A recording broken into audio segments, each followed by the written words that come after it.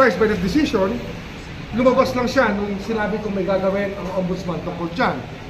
So, it's a surprise, secret decision that came out. So, it was a secret, sir?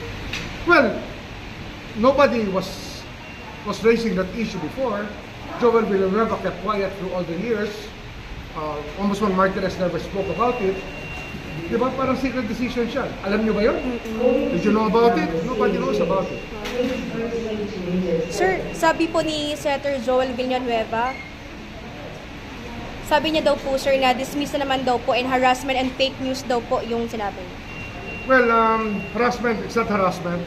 It's something that everybody thinks to be still valid.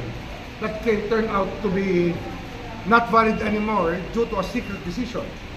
Dapat kasi, hindi naman na-publish yan, hindi yan nilabas. Nobody knew about it.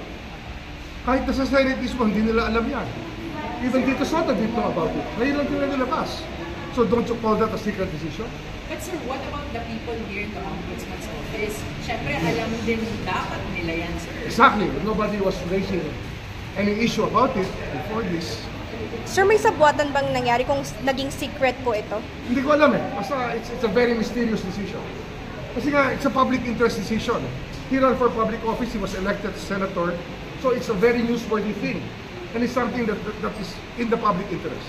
Kailangan po ba ng investigation internally, sir? Ito sa Ombudsman? Now we're studying the decision. We're studying everything. Sir, to be very clear, will you still send the letter or hindi na? Hindi na. Okay. Kasi nga, nagbago na yung premises natin. Nagbago na.